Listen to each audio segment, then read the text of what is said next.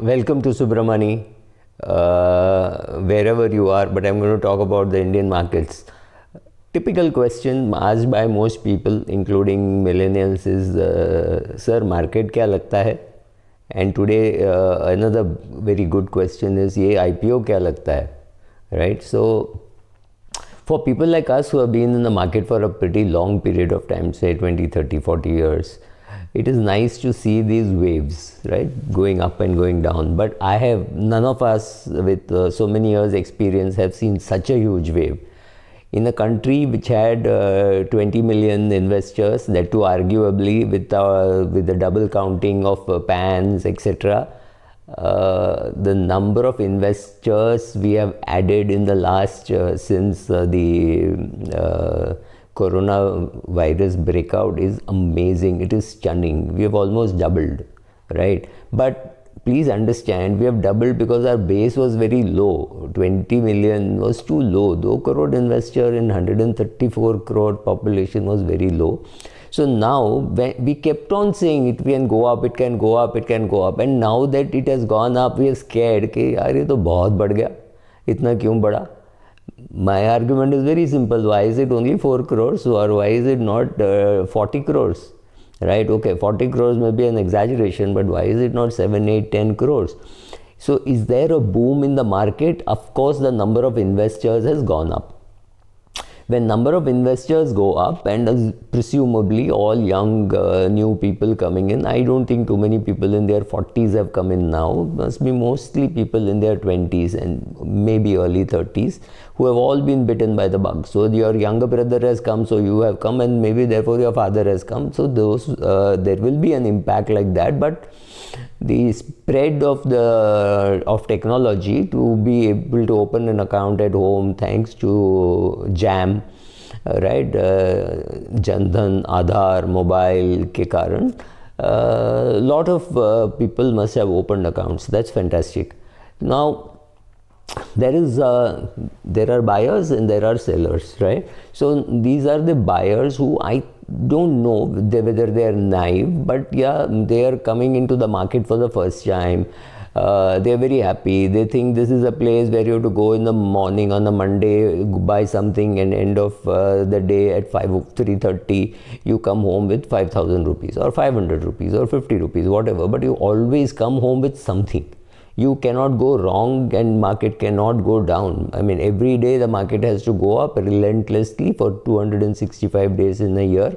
I guess that must be the number of trading days would be even lesser, maybe 220, 230 days. So every day market में जाओ, थोड़ा पैसा डालो and you will make money. So you have a full-time job, you don't like your boss, you tell him, okay, I'm not coming from tomorrow, मैं जाके market में पैसे कमाने वाला हूँ. It's very simple, right? So what all can I do? I can buy in the morning and sell in the evening, but after some time there's no great fun.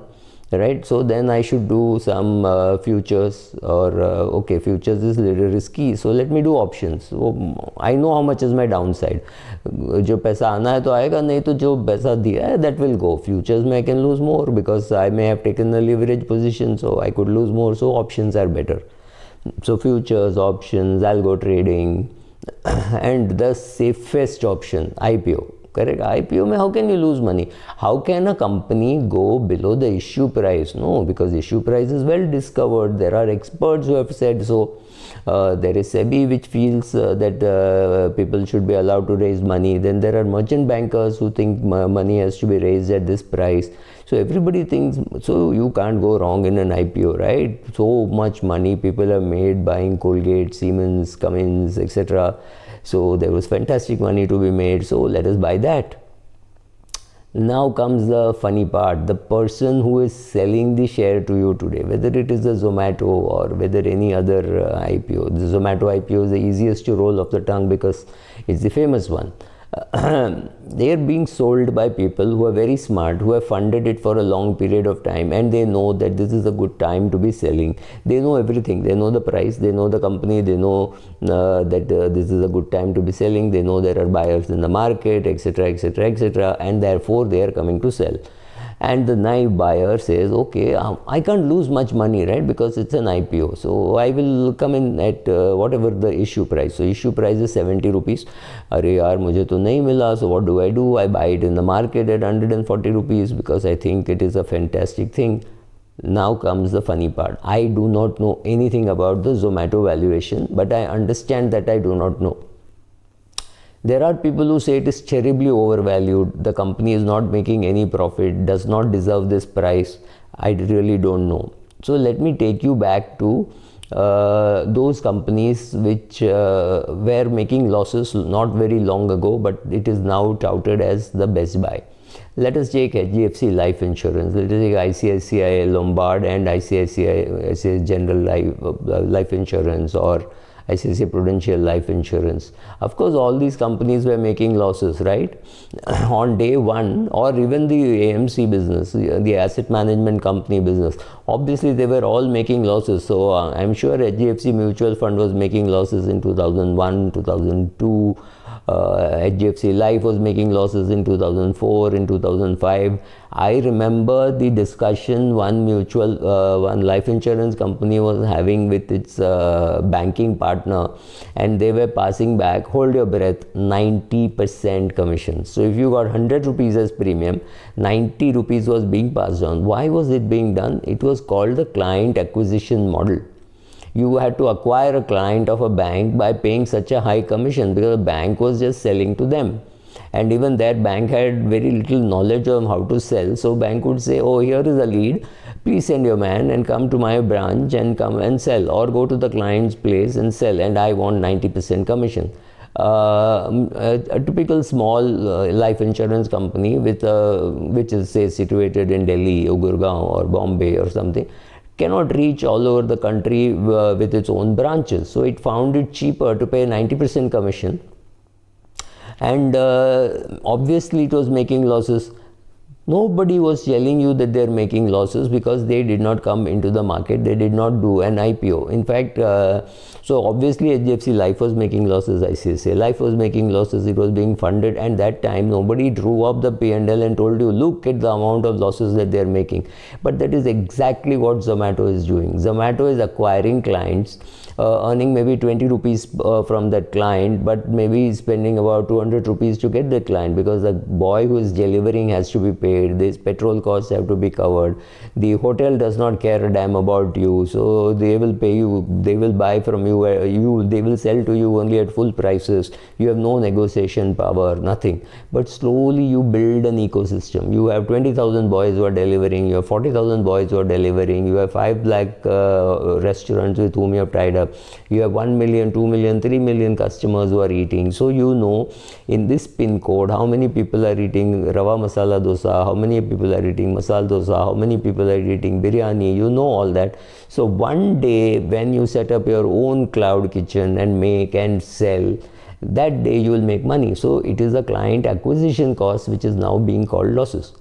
I am not justifying the IPO pricing, I am not justifying Zomato, I am not even telling you whether I own it or don't own it, but I am telling you something very simple. Market expectations have to be very low. Please understand that the interest rates are low, which means the people are getting, say, 4-5% interest in fixed deposits and about 2% interest. Let me repeat, 2% interest on your savings bank account. If you don't believe this, go and ask your banker, right? So it's not even 3%, it is 2% taxable. So obviously people are chasing yields, which is a stupid thing to do, because you come down on quality by chasing yields. But people are chasing yields, and that's going to be very expensive. But please understand, when a person is getting 6% in a bank, he's expecting to get maybe 8% in a equity fund. He's not expecting to get 22%. I just did a poll on Twitter. It is, and most people think it is their right. At least 7% of the people think it is their right to get above 18%, and I think about 80% of the people think that they will get about 12%, right? Don't have such high expectation. There will be tremendous amount of anger, I know, if I tell you that market can go into a recession for a couple of years. Maybe market has already overpriced the COVID recovery, right? So beware of all that. Anyway, have fun, because for us it is good. For people who are in our 60s, people who are in our late 50s, 60s, it's very good, because very soon we will turn seller. And that time, if the number of new investors keep increasing, it is good. So for some of us it is very good that you are in the market and you are buying, and but only thing is, there can't be so much of anger and frustration. I know end of this video blog there will be people commenting saying, old man, you don't know how valuation works, how Zomato is going to be 2000 rupees in another 3 months or in 3 years, whatever. So I do not know whether the market is now at a high or a low. I only know the fact. The fact is, market Sensex is at 54,000 index. Is 54,000 high or low? It's something like this. I do not know whether it is high or low. I know it is this level. 6 months later, 1 year later, 2 years later, if it is at say 60,000 rupees, 60,000 index, which means 54,000 was low. But 6 months later, if it is at 48,000, it means 54,000 was high. Same thing for Zomato. Maybe the price is around 130. High or low? I don't know. 5 years later, 7 years later, if it is some 2,300, then it would look like, oh my God, 130 mein lena chahiye tha. I should have bought it at 130. But after 5 years, if it is not visible at all, then you would say, there used to be a company called Zomato. Now, same thing happened with Reliance Power. When Reliance Power issue came, people said, oh, this is a fantastic issue, it is the greatest. There was a press conference where a very respected merchant banker said, oh, I heard that it could open at 1,000 rupees. So we all nodded very sagely, and I was laughing, because I think I even wrote in my blog that I don't think I will give a price more than 75 rupees for it, because NTPC used to be at 225. Not that I understood valuation much, but for me relative valuation was, well, 1/3 the price or 1/4 the price of NTPC, because NTPC was already up and running, paying dividend, listed company with just 5% of the floating stock in the market, 95% held by government and its agencies. I thought nothing could go wrong with NTPC even at 225. Now it is perhaps at half the price. But paying 450 for a Reliance Power for me was impossible, because I thought there was nothing on paper. It was just announcements, and I refused to pay that kind of a price. And I told a merchant banker that this is terribly overpriced. मैं इतना price तो नहीं दूंगा. I'll buy it at 75 rupees, not at 225. And he laughed and he said, no, it's a great promoter, a great merchant banker. It's going to be a super issue. And they had, hold your breath, a 30 crore advertising budget for 30 days, which means every day they had 1 crore. There was nothing wrong being said by the media did not say it is overpriced. Only some bloggers like me who had nothing to do and said, oh, it is overpriced and things like that. I think you will find it on my blog. If you go to subramani.com and put Reliance Power, you will find something which I had written. I have not done any research recently. I'm speaking from memory. So valuation is not something which we know, which we understood or something, but we can say, oh, we spent a lot of time in the market. I remember the Maruti issue. I thought it was fairly priced. I think it came at 125, and I remember Times of India carrying an article saying it is terribly overpriced. But it was coming at the end of a recession. I mean, the market was about to take off, and I don't think the market, the merchant bankers had too much confidence in the pricing. And also one very funny thing, merchant bankers try to please a promoter who is going to come again and again, and they don't try to please a promoter where they do not know who is the decision maker. This was a government company coming out, doing an IPO and an OFS. I think it was an OFS and an IPO combination. The government of India was selling. Some fresh money was also perhaps being raised by Suzuki. And that was the issue, and issue was very well priced from an investor point of view.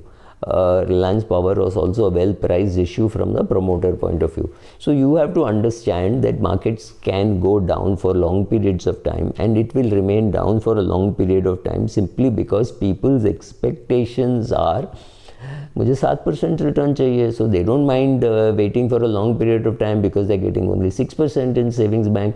But if you think that 25% is your birthright and you should get it, be ready for a lot of anger and grief, and I'm getting ready for a lot of trolling of this piece also.